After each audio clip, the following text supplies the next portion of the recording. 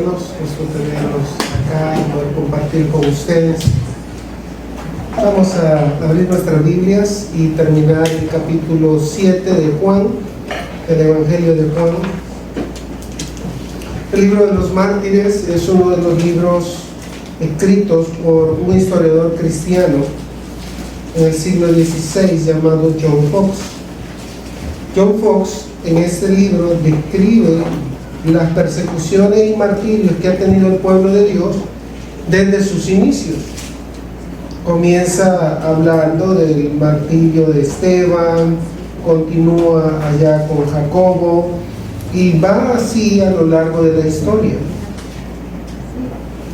Y es curioso la forma en cómo este hombre, habiendo investigado diligentemente, aunque algunas veces ese libro cae en la exageración, hay algunas cosas que parecen muy poco reales, parece que intencionalmente tenía el propósito de motivar la fe de las personas, y entendemos, no creemos que haya sido mentiroso en el sentido estricto de la palabra, pero sí algunas veces parece exagerado lo que dice, quizás la fuente donde él también toma esa información.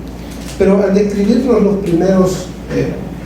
las primeras persecuciones y los primeros mártires, por ejemplo, nos dice que Mateo fue el siguiente. Se dice que viajó a Partia, dice él, y Etiopía, donde fue asesinado por una lanza en Nahaba cerca del año 60.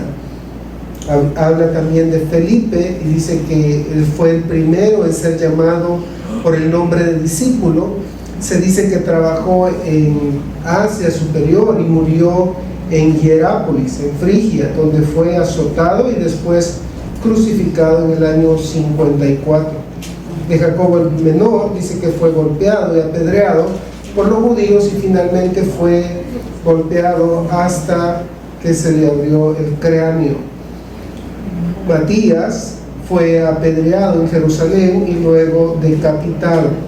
Andrés, hermano de Pedro, predicó entre las naciones de Asia y fue crucificado en una cruz en forma de X. Además, Marcos, sobrino de Bernabé, sirvió como amanuense de Pedro y aparentemente fue muerto en Alejandría por un populacho adorador de Serapis. Y así sigue diciendo de todos los discípulos, todos los apóstoles que se mencionan en las Escrituras. Por último, hablando de Simón el Celote, dice que predicó en Mauritania, África e incluso en Gran Bretaña, país donde se supone fue crucificado en el año 74. De Lucas, el escritor del Evangelio de Lucas, dice que este evangelista viajó acompañando a Pablo, y se dice que después de la muerte de Pablo, Lucas viajó a Grecia, donde fue ahorcado por paganos de aquella región. Y así él va continuamente citando cómo fue la muerte de aquellos que han perseguido al cristianismo. En la sección que vamos a ver ahora, en los versículos 45 al 52, encontramos dos reacciones de la falsa religión contra el ministerio del Señor Jesucristo, que nos ayudarán a premeditar las reacciones de los religiosos modernos. No somos ajenos a ser menospreciados, incluso a ser perseguidos por las autoridades religiosas en nuestro país. No se da, pero sin duda, si usted ha tenido un jefe que es católico, romano, practicante, y usted le dice de que es evangélico, de seguro va a haber algo allí de persecución, si no, aunque sea de menosprecio, ¿verdad?, por su profesión de fe. Así que vamos a leer esta sección, capítulo 7, versículos 45 al 52. Dice Dios en su palabra: los alguaciles vinieron a los principales sacerdotes y a los fariseos, y estos les dijeron: ¿por qué no le habéis traído? Los alguaciles respondieron: jamás hombre alguno ha hablado como este hombre. Entonces los fariseos les respondieron: ¿también vosotros habéis sido engañados? ¿Acaso ha creído en él alguno de los gobernantes o de los fariseos? Mas esta gente que no sabe la ley, maldita es. Les dijo Nicodemo, el que vino a él de noche, el cual era uno de ellos: ¿juzga acaso nuestra ley a un hombre si primero no le oye y sabe lo que ha hecho? Respondieron y le dijeron: ¿eres tú también Galileo? Escudriña y ve que de Galilea nunca se ha levantado profeta. Vamos a orar. Padre, gracias por tu amor, tu bendición, tu palabra. Gracias porque a través de este pasaje también nos muestras que la persecución es algo inherente a nuestra profesión, a nuestro cristianismo. Gracias porque, aunque sabemos que no hay nada más hermoso y más bello que seguir y adorar al Cristo vivo y resucitado, también sabemos que eso acarreará ciertos peligros y cierta persecución que tendremos que afrontar. Te suplicamos, Padre, que nos ayudes a meditar sobre estas dos reacciones de estas personas, estos religiosos de la época de nuestro Señor Jesucristo, que nos ayudes a estar siempre preparados, con un corazón puesto, nuestra mente en Cristo. Te suplicamos, a ti sea la gloria y la alabanza, en el nombre de Cristo. Amén y amén.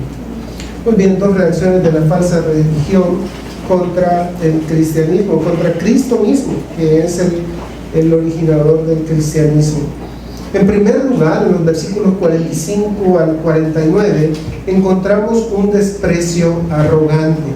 Un desprecio arrogante. Recuerden, los líderes religiosos estaban siendo amenazados porque incluso sus enseñanzas están siendo confrontadas por Jesús. Y lo ha hecho desde el principio Jesús.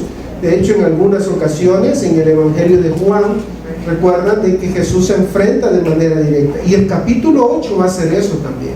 Hay una confrontación directa con ellos y hay una discusión directa con ellos. Ya no van a ser los enviados de ellos, sino con ellos mismos. Y es curioso que Juan elija todo este capítulo 7 para introducirnos en cómo esa confrontación se va gestando y culmina en el capítulo 8 con esa confrontación directa con ellos. En los primeros versículos, en los versículos 45 al 49, encontramos el desprecio de los judíos, de los religiosos de la época a Cristo. En primer lugar, noten allí cómo desprecian a Jesús en el versículo 49 al 47. Dicen: los alguaciles vinieron a los principales sacerdotes y los fariseos, y estos les dijeron: ¿por qué no le habéis traído? Ahora, recordarán ustedes de que los judíos habían determinado matar a Jesús aún desde el capítulo 5, versículo 17. Allí, si vamos una página atrás, encontramos justamente eso. Ellos quieren acabar con la vida de Jesús. No están pensando en apresarlo, están pensando en acabar con la vida de él. Capítulo 5, 17, 18, 5, 17, 18. Y Jesús les respondió: mi Padre hasta ahora trabaja y yo trabajo. Por esto los judíos aún más procuraban matarle. Noten que las intenciones de ellos nunca fue capturar a Jesús. O sea, eso era un fingimiento de parte de ellos. Ellos siempre quieren matar a Jesús. Ellos creen que sus problemas se acabarán si ellos llegan a matar a Jesús.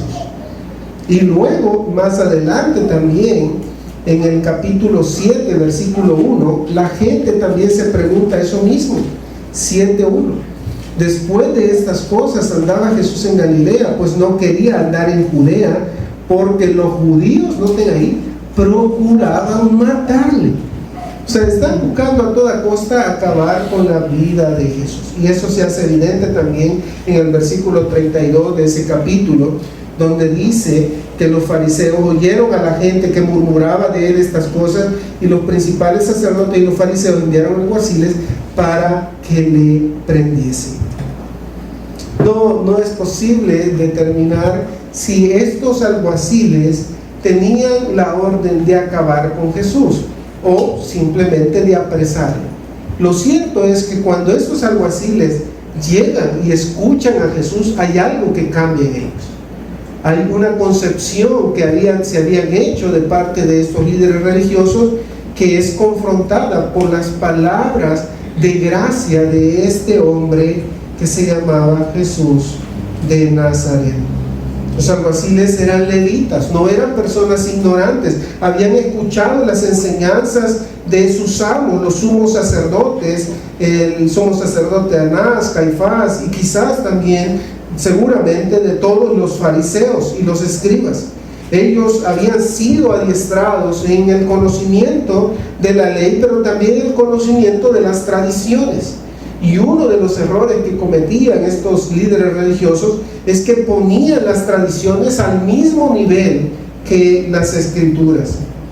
Y eso es triste pensarlo cuando uno examina la forma en que algunas congregaciones o corrientes teológicas administran sus enseñanzas. Parece ser que la declaración de fe está no a la par de la Biblia, está sobre la Biblia. Y yo voy a ver lo que la Biblia dice, pero en base a mi declaración de fe. Y es completamente al revés. Las escrituras deben de llevarnos a nuestra declaración de fe. Las declaraciones de fe no son infalibles, son escritas por hombres. La palabra de Dios sí es infalible. Las declaraciones de fe pueden estar erradas en algún punto, y por eso necesitamos estarlas revisando continuamente, porque necesitamos estar convencidos. Hay ciertas declaraciones de fe que han pasado la prueba por muchos años, y entendemos que son declaraciones de fe bastante sobrias y precisas, pero eso no las hace infalibles, y no nos da el derecho de usar esas declaraciones de fe para examinar las escrituras. Es al revés, es examinando las escrituras como sacamos nuestra declaración de fe. Pues los alguaciles y los fariseos habían hecho eso por muchos años. Habían puesto las escrituras a un lado. Incluso en Marcos 7, cuando Jesús está hablando con ellos en un momento determinado, les dice que ellos invalidan la ley por sus tradiciones. Eso ya es más grave. Una cosa es preferir sus tradiciones en lugar de la ley, y otra cosa es atacar la ley, que supuestamente es la fuente, para sostener sus tradiciones. ¿Eso está fallando? No. Pasa. Se golpea ahora. O quizás yo el que estoy gritando. Quizás dice pentecostal. Perdón. Note. Ahora entonces llama la atención, como dicen algunos estudiosos, que aunque los alguaciles estaban al servicio de los sumos sacerdotes, quienes los interrogan, ¿quiénes son? Note. Los alguaciles eran siervos del templo, estaban al servicio del templo, y ellos estaban al servicio de los sacerdotes. Pero noten cuando comienzan a llegar, o cuando ellos llegan, ¿quiénes son los que los interrogan? Dicen que los fariseos se dirigen a ellos. O sea, es tan serio el celo que sienten estos hombres debido a este hombre Jesús, debido a este hombre que se dice llamar Hijo de Dios, que estos hombres no aguantan la oportunidad, no dejan ni siquiera de que los sacerdotes pregunten, sino que ellos van y preguntan, y les preguntan: ¿por qué no le habéis traído? El versículo 46, los alguaciles dan ciertas palabras y su respuesta es honesta. Ellos pudieron haber puesto excusas, pudieron haber dicho que mira, realmente había mucha gente allí, no lo podíamos capturar. O quizás pudieron haber dicho, fíjate de que realmente lo escuchamos y había tanta gente allí, había sus discípulos, estaba rodeado de 12, Y uno de ellos era celote antes. Nos dio miedo que nos fuera a sacar ahí el colín, ¿verdad? Y nos pegar un par de planazos. No, pero no hacen eso. Lo que ellos dicen simplemente es: jamás hombre alguno ha hablado como este hombre. Si alguien había escuchado discursos religiosos, habían sido ellos. Pero a pesar de eso, ellos llegan y les dicen: miren, la verdad es que lo hemos escuchado a ustedes y así como ustedes, no, así como ese hombre predica, no hemos escuchado a nadie. Y eso obviamente despierta el orgullo de ellos. Aquí ellos están hablando o están diciendo que Jesús o que este hombre ha hablado de una manera tan peculiar, de una manera tan llena de gracia, de una manera tan precisa y preciosa, que ellos están anonadados, han quedado fascinados. Noten cómo también esto ocurre en Mateo capítulo 7. Al final del capítulo 7 se dice que la gente se admiraba de la doctrina de Jesús porque les hablaba como alguien que tiene autoridad y no como los escribas. Versículo 28, capítulo 7, versículo 28 de Mateo. Cuando terminó Jesús estas palabras, la gente se admiraba de su doctrina porque les enseñaba como quien tiene autoridad y no como los escribas. Algunos estudiosos sugieren que cuando Mateo dice eso, está hablando de que los judíos tenían por cualidad estar citando a otros rabís para la interpretación de las escrituras. Y aunque nosotros como predicadores todos lo hacemos, citamos a algunos hermanos, ellos lo que iban era citar a otro maestro o a un rabino famoso para explicar las escrituras sin decir nada. O sea, prácticamente ellos estaban tomando los discursos de un rabino reconocido y presentándolos como una verdad irrefutable.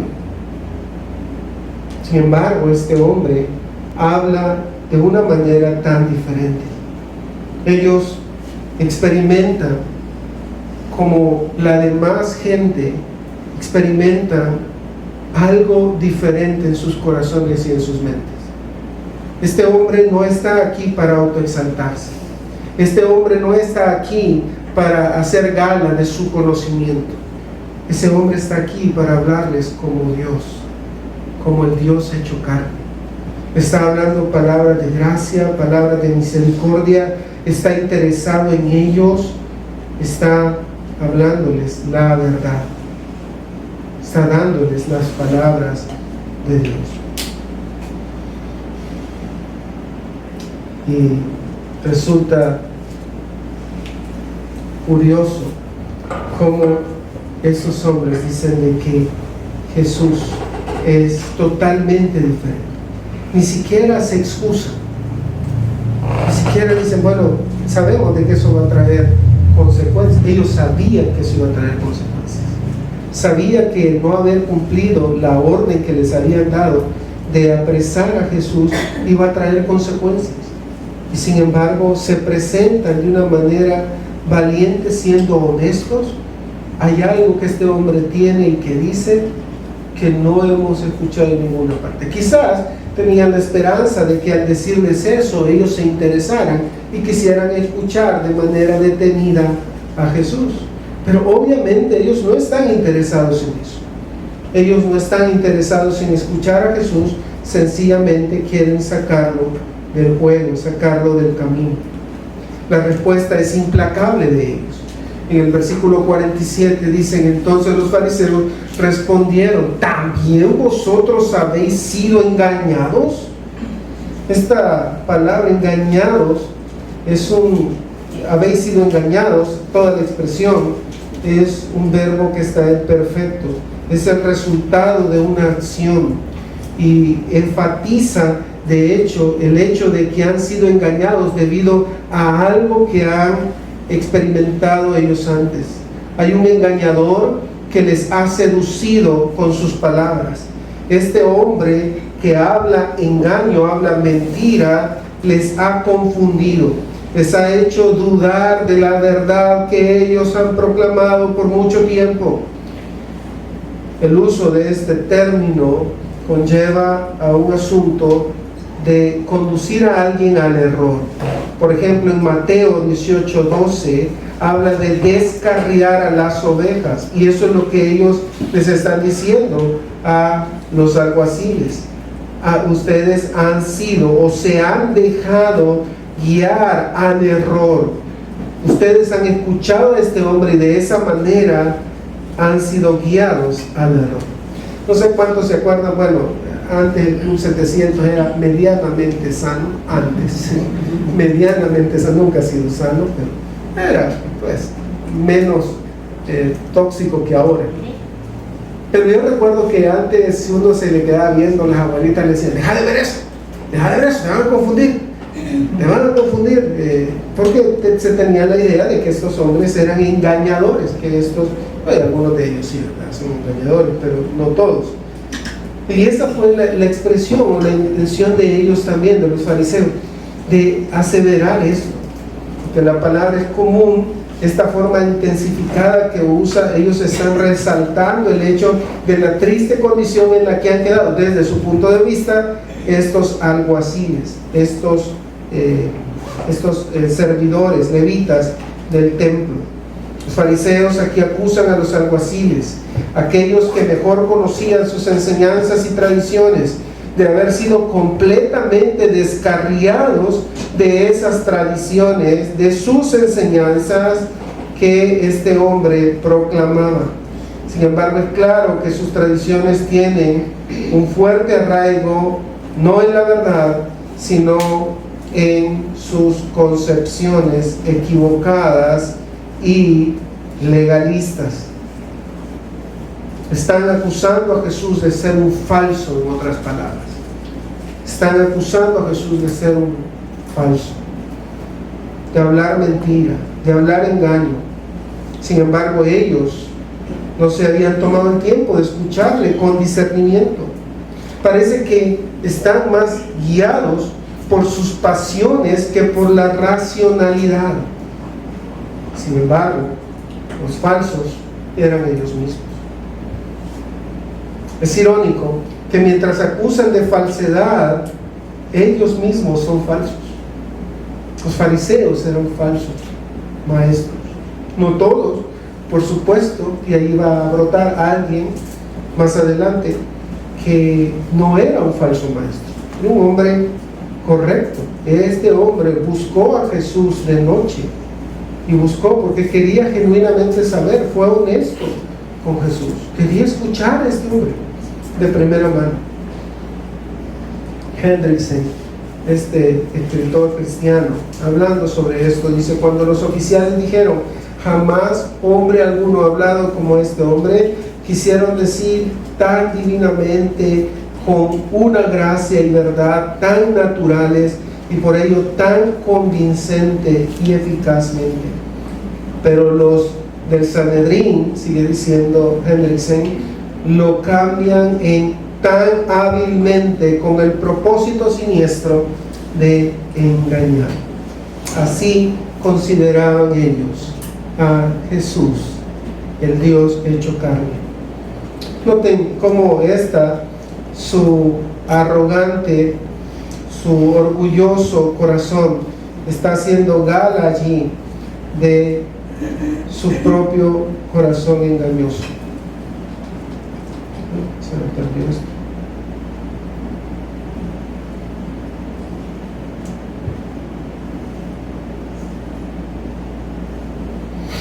Noten cómo se muestra allí este desprecio a los simpatizantes de Jesús, porque cuando al principio vemos este desprecio arrogante hacia la persona de Jesús, llamándole un engañador, y también a los alguaciles llamándoles engañados, ahora vemos el desprecio a los simpatizantes de Jesús, a todos en general, porque inmediatamente en los versículos 48 y 49 ellos dicen: ¿acaso ha creído en él alguno de los gobernantes o de los fariseos? O sea, para ellos el primer paso que debería de ocurrir en esta cuestión de la fe, de creer en este hombre, es que alguien de los líderes religiosos creyera en él. Ese era el primer paso para autentificar la genuinidad de las palabras de Jesús.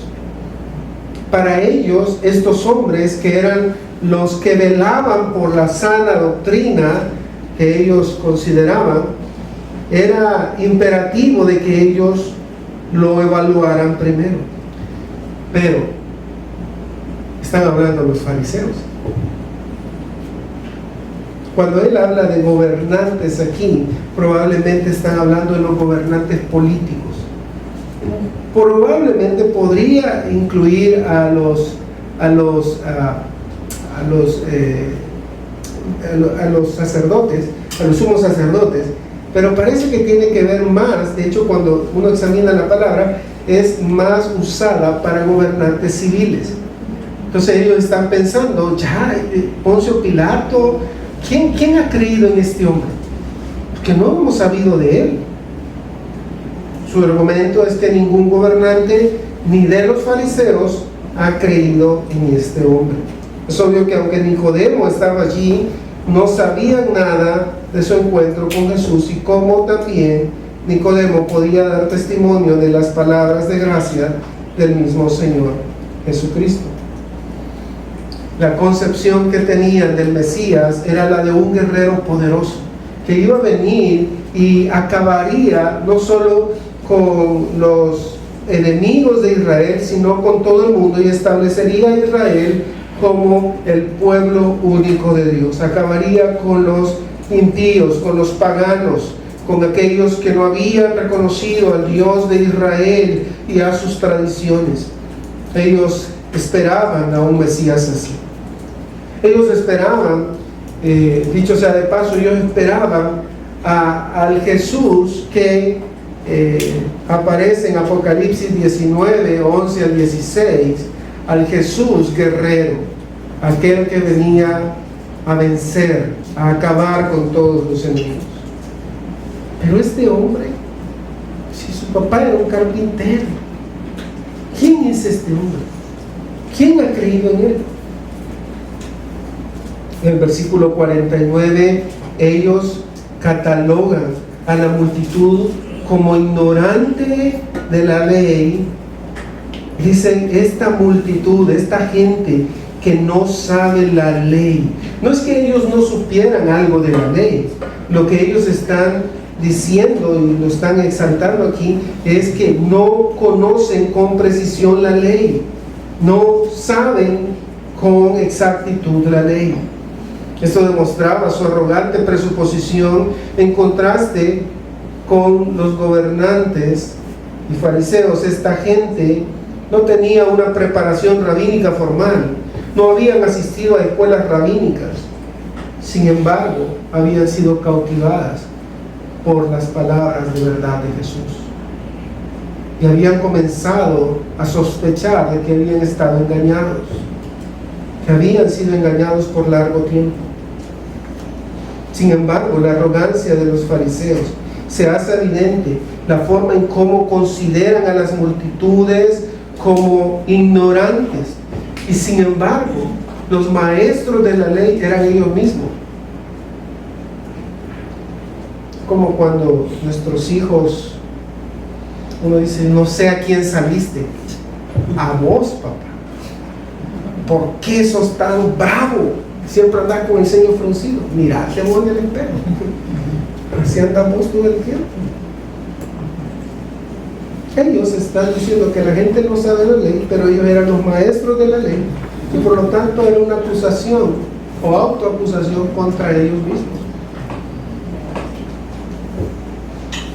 Catalogan a la multitud de estar bajo la maldición de Dios. Esta palabra es muy fuerte.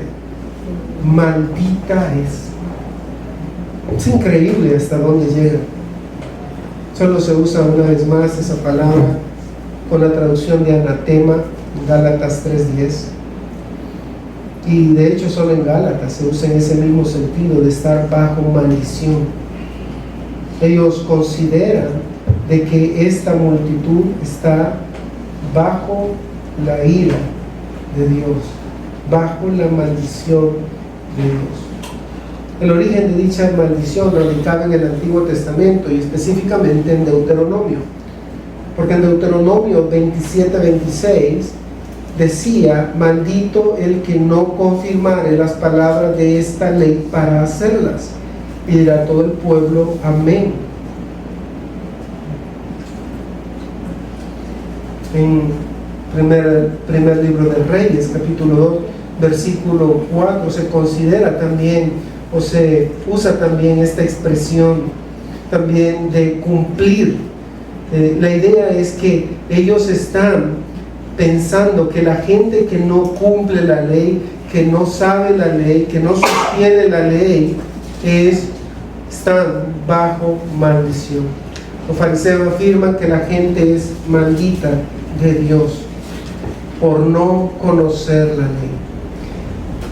Y una paradoja más adelante: ellos mandan a Nicodemo a buscar en la ley y le dicen de que no hay en ninguna parte de la ley que diga, o ningún profeta ha salido de Galilea, dicen ellos. La ley no dice eso. Escudriña y ve que de Galilea no ha salido ningún profeta. Y eso era mentira, era ignorancia de la ley, porque sí habían profetas que habían salido de Galilea. Lo que pasa es que están ciegos. Están ciegos por su envidia. Saben de que están siendo cuestionados. Los fariseos afirman: esta gente está bajo la maldición de Dios. Ellos pensaban que solo el conocimiento de la ley les hacía benditos de Dios. Esto también Pablo lo va a refutar allá en Romanos. ¿Recuerdan? Romanos capítulo 2, cuando le dice: tú que te llamas judío, tú que dices que no se adulterar, adulteras, tú que dices que debemos de guardar la ley, con infracción de la ley deshonras a Dios.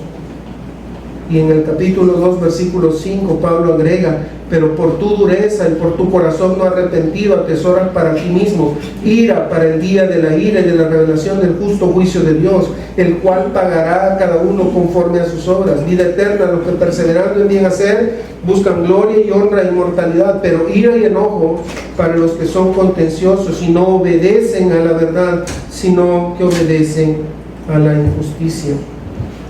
Realmente estos judíos habían perdido el norte, habían perdido la orientación.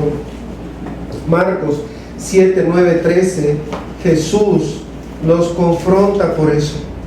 Les decía también: bien invalidáis el mandamiento de Dios para guardar vuestra tradición, porque Moisés dijo: honra a tu padre y a tu madre, y el que maldiga a padre o madre muera irremisiblemente. Pero vosotros decís: basta que diga un hombre a padre y madre, o a la madre, es corbán, es decir, mi ofrenda a Dios, todo aquello con lo que pudiera ayudarte, y no dejáis hacer más por su padre o por su madre, invalidando la palabra de Dios por vuestra tradición que habéis transmitido, y muchas cosas hacéis semejantes. Estos hombres no están considerando a la gente con piedad, están siendo malvados, están haciendo un juicio de manera irracional, arrogantes. Piensan que su conocimiento de las tradiciones, no de la palabra de Dios, de las tradiciones, les hace poder dictaminar que esta gente que está oyendo a Jesús, que no tiene el conocimiento que ellos tienen, es evidente, pero que están escuchando, están siendo cautivados por Jesús, los consideran como bajo maldición.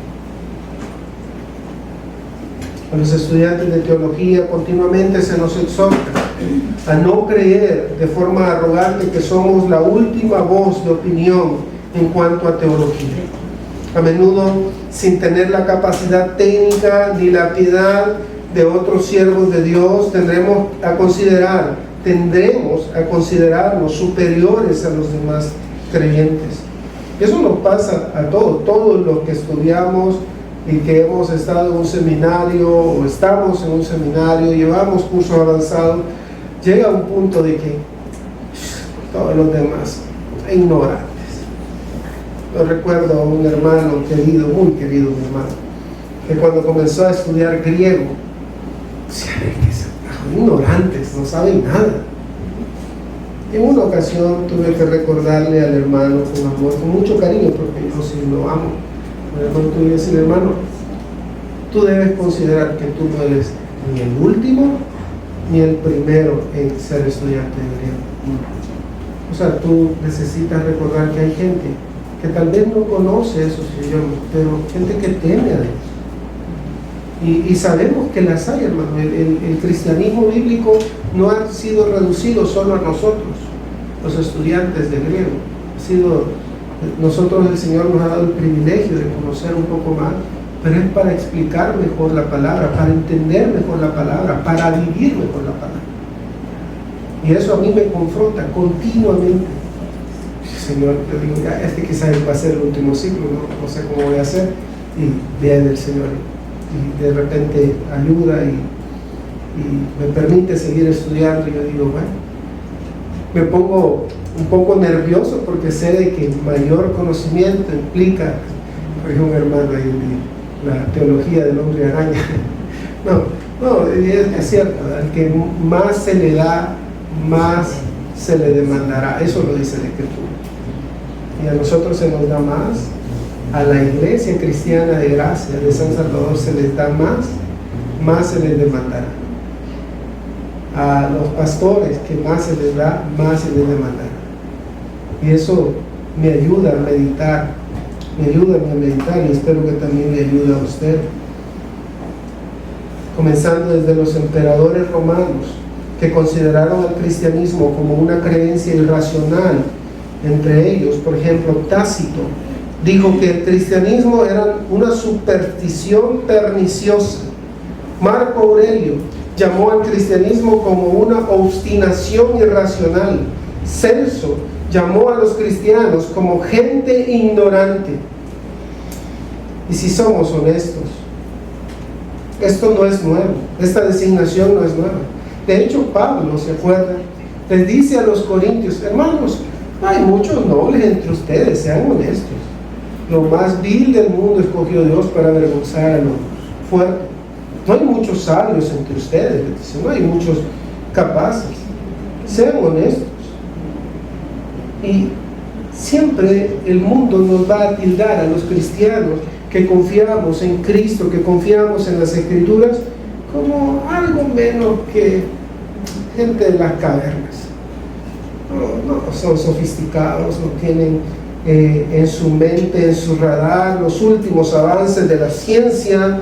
Pero lo cierto es que nada en la ciencia ha podido demostrar o ha podido negar ni siquiera una sola profecía de las Escrituras, ni siquiera un versículo de las Escrituras.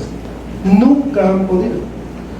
Cada vez que lo han intentado terminan humillados, porque terminan siendo demostrado lo que la palabra de Dios enseña, y que la palabra de Dios es verdad, y quienes están equivocados son ellos y no la palabra de Dios.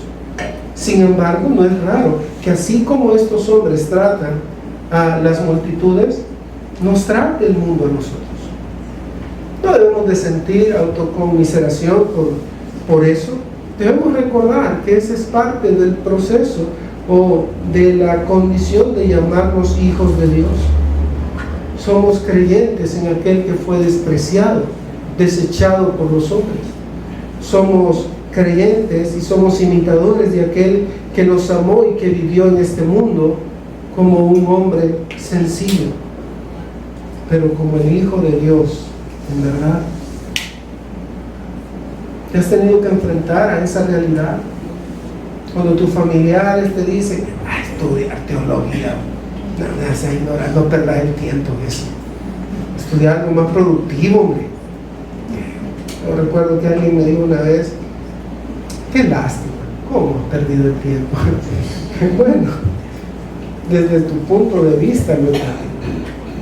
Desde el punto de vista de ella no está bien. pero desde el punto de vista de Dios estamos creciendo en el conocimiento, no por ser grandes, sino por conocer más al Dios que nos amó, por servir mejor a aquellas personas que el Señor nos ha permitido servir.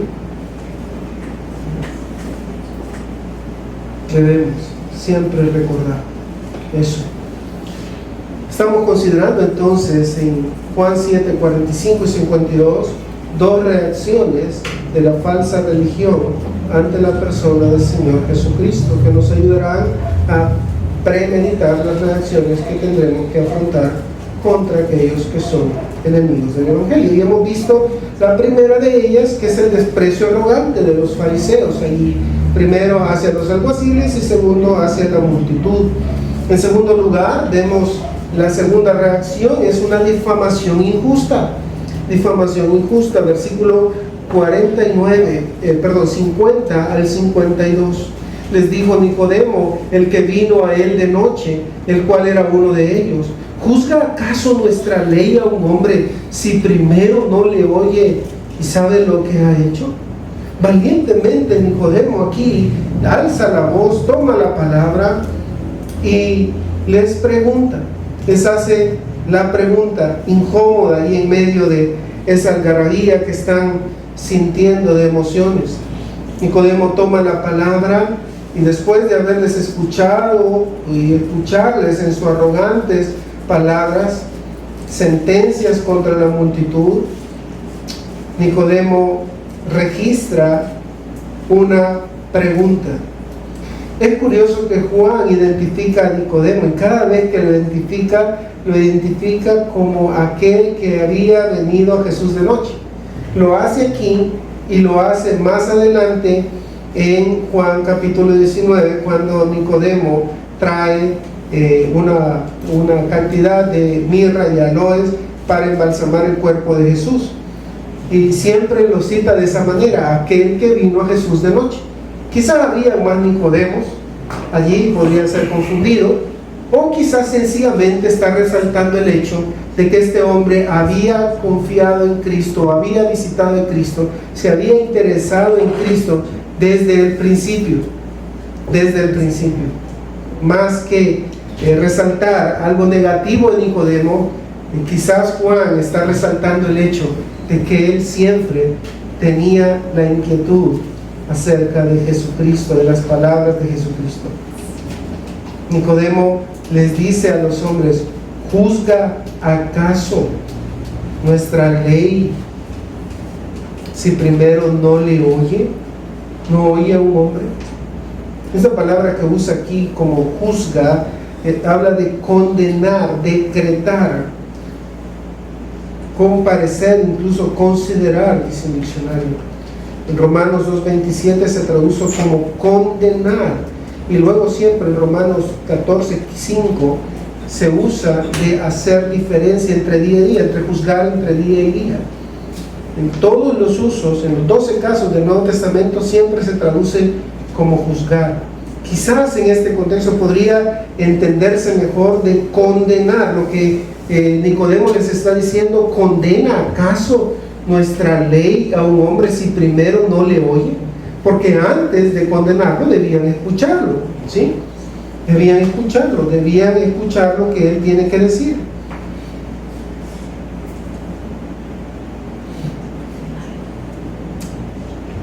Es claro que Nicodemo está en contra que se le condene de forma agresiva e injusta, sin seguir el proceso adecuado.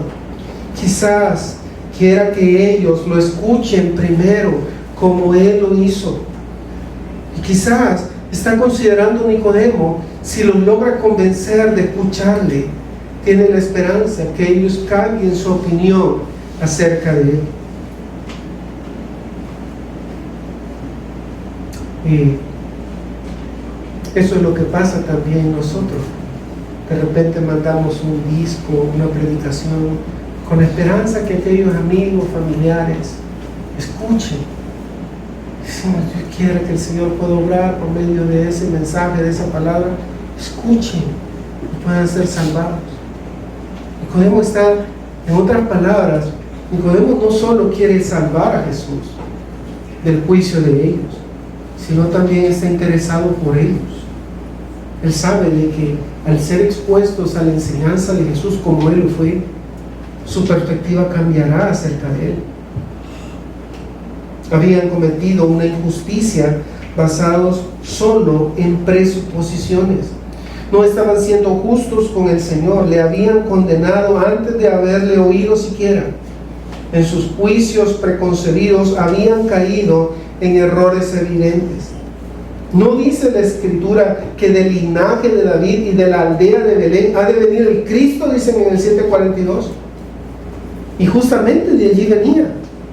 No se habían tomado el tiempo para ir a investigar de dónde realmente había nacido Jesús.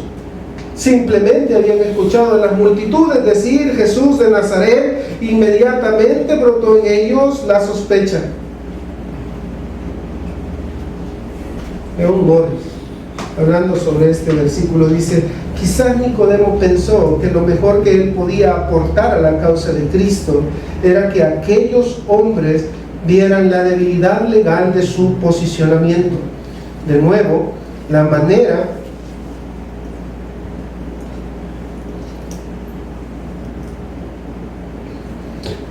en la que formula la pregunta rige una respuesta negativa. O sea, Nicodemo está haciendo una pregunta y obviamente su pregunta demanda una respuesta negativa. Está seguro, dice Morris, de su postura. Les recuerda que según la ley deben dejar que el acusado se exprese, comparezca ante ellos y hable. Pero obviamente no lo van a dejar. No lo quieren escuchar. Cierran sus oídos. Aunque muchos intérpretes han considerado como una reacción tibia la de Nicodemo aquí, lo cierto es que Juan se encarga a lo largo de su evangelio de resaltar la fidelidad de este hombre y cómo termina en el evangelio resaltando su amor por aquel que había sido el Señor Jesucristo. Jesús ya no lo podía ver. Jesús ya no podía ver a Nicodemo, en el sentido de que desde el punto de vista de Nicodemo ya no podía saber lo que Nicodemo estaba haciendo a su favor. Y eso resalta mucho más la genuinidad de la fe de este hombre. Porque Nicodemo, a pesar de que no va a recibir el apapacho o la aprobación de Jesús, porque está muerto desde su punto de vista, desde el punto de vista de Nicodemo, él lo sigue haciendo. Porque no está obrando por amor al apapacho, por amor a la aprobación. Está orando por amor a Jesús. Está orando por amor a Jesús. La respuesta de Nicodemo fue, ¿eres tú también de Galilea? ¿O eres tú también Galileo? Atacan a la persona de Nicodemo. Nicodemo no está ofendiéndolo en nada. Simplemente le está pidiendo que sigan el proceso normal que la ley demandaba. Pero en lugar de atacar, en lugar de defender, en lugar de reconocer que eso era así y que debía seguirse el proceso, comienzan a insultar a Nicodemo. Y recuerden en llamarle Nicodemo, yo no sé si a ustedes alguna vez les dijeron cerreños. Quizás no, todos ustedes son capitalinos, les veo cara de capitalino. Pero nosotros que venimos así de un pueblo, cuando decíamos de WhatsApp, en el cerro vive usted. No vivo en el cerro, vivo en el pueblo, pero la gente inmediatamente pensaba en esa gente con desprecio, con sospecha. Usted les decía en el tiempo de la guerra, yo soy de WhatsApp, se agarraban la cartera. Va a ser que este sea el guerrillero. Así era. Bueno, así era también aquí con los de Galilea. Los menospreciaban, los tenían por gente ignorante, poco culta. Nunca habían, algunos de ellos ni siquiera conocían las escuelas rabínicas. No habían sido adiestrados por los dos maestros principales, rabinos, de las escuelas principales de rabinos en Jerusalén. Eran un poco más que bestias andantes desde su punto de vista. No eran personas cultas, eran simplemente gente irracional ignorante. Y al decirle a Nicodemo, ¿eres tú también Galileo? ¿Eres tú también ignorante? ¿Eres tú también de estos? Y realmente sí, Nicodemo era de aquellos que había creído en Jesús. No era un ignorante, pero era de aquellos que había sido seducido por Cristo. En la reacción de hombres cegados por sus propios deseos malvados, que no están buscando acabar con aquel hombre llamado Jesús a toda costa o a cualquier precio. Ya sus intenciones eran bien conocidas por el pueblo. De hecho, en el 7:25, la multitud está diciendo que ellos están buscando a Jesús para matarle. O sea, la gente misma ya los había puesto en evidencia. Estos son unos corruptos, ¿verdad? Quieren matar a este hombre a toda costa.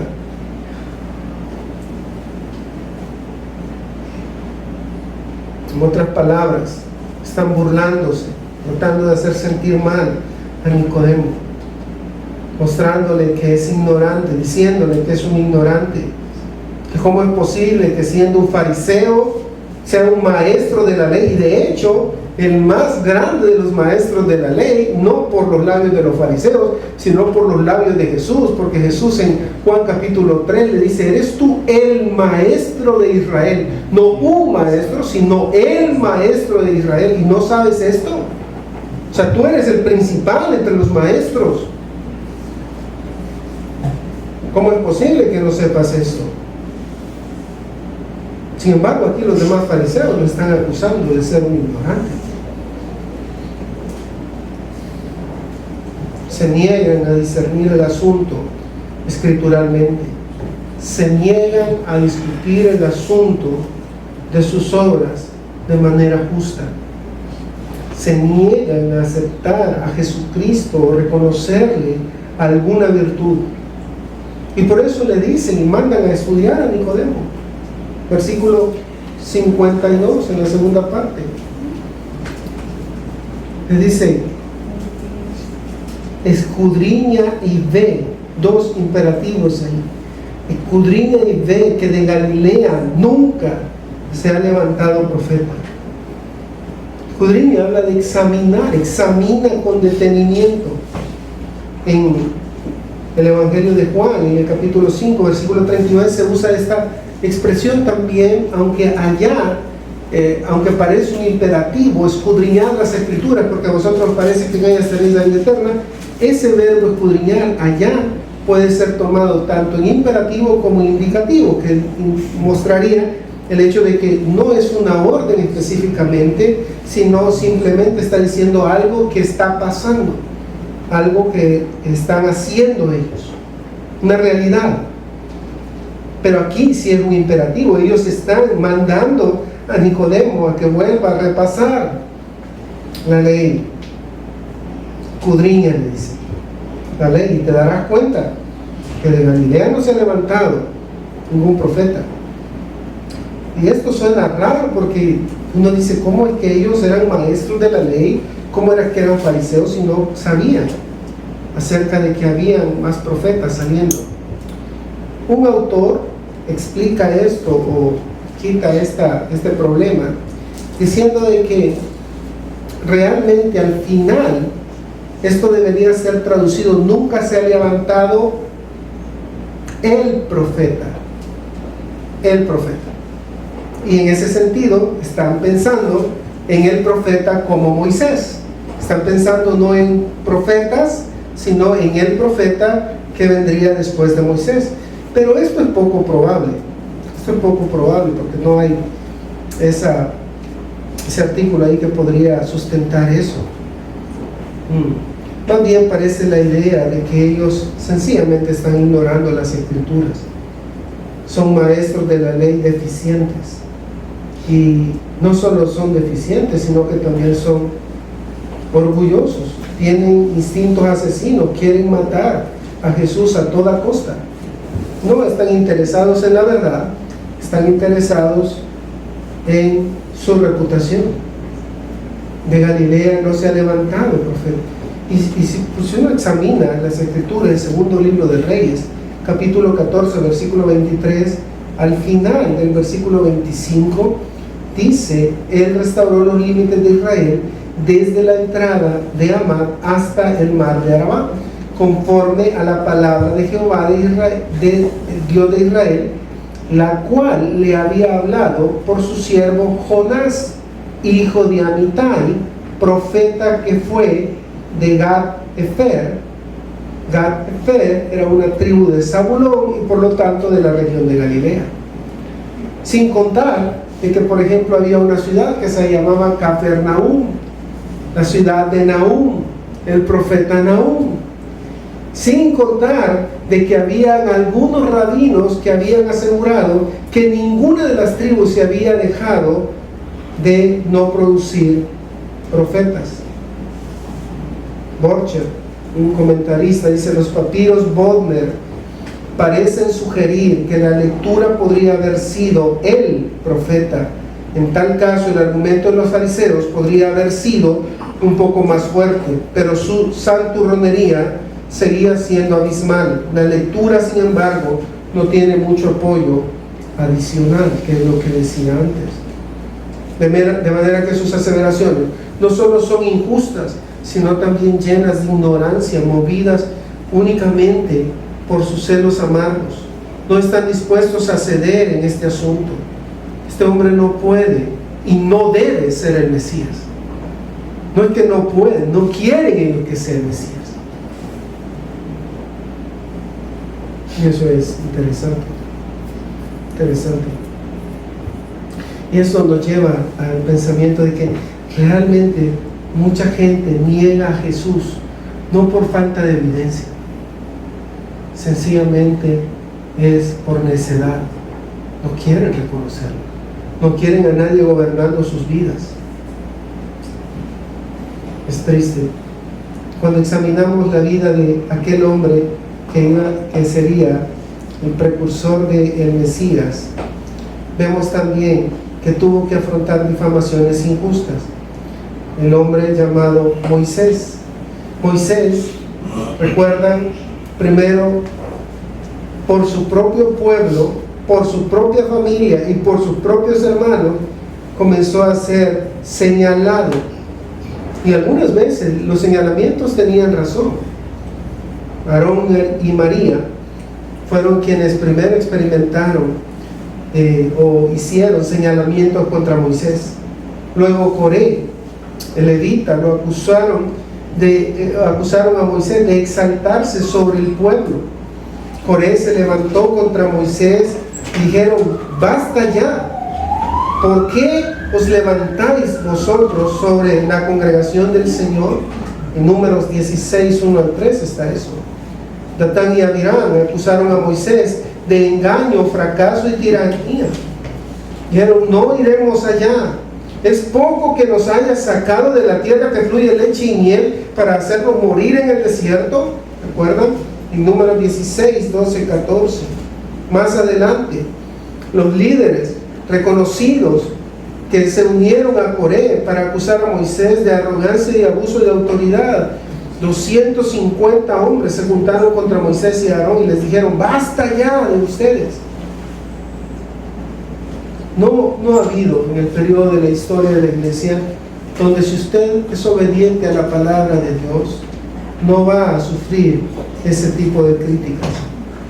Es cierto que algunos hombres pueden ganarse esas críticas, y puede ser cierto que lo sea, pero aún si usted es un siervo temeroso de Dios y usted quiere hacer las cosas bien, usted es un cristiano piadoso, siempre va a recibir eso. Si usted trata de corregir a un pentecostal de que está errado por alguna área y le señala en la Biblia por qué está errado, lo va a señalar de orgulloso, lo va a señalar de arrogante. Usted: sí, vos sos la luminaria, vos sos la última palabra. O como les dijeron a algunos hermanos queridos de TMS, profesores: ustedes tienen el monopolio de la verdad. No, hermanos, la verdad es las Escrituras. Lo que sí buscan cada uno de los hermanos, creo yo, es ser fiel a las Escrituras, es escudriñar las Escrituras con precisión, porque queremos presentarnos a Dios aprobado, como un obrero que no tiene de qué avergonzarse. Mi querido hermano, tú y yo seremos difamados por la falsa religión. Te llamarán muchas veces ignorante. Te llamarán necio por obedecer o por creer en Jesucristo. Te despreciarán, te apartarán, te alejarán, se alejarán de ti. No querrán hablar contigo porque sencillamente no están interesados en Jesús. No están interesados en su palabra. No les importa lo que Jesús tiene que decir. Pedro nos advierte, nos recuerda diciéndonos en la primera carta de Pedro, capítulo 4, versículos 13 al 19. Nos dice: si sois vituperados por el nombre de Cristo, sois bienaventurados, porque el glorioso Espíritu de Dios reposa sobre vosotros.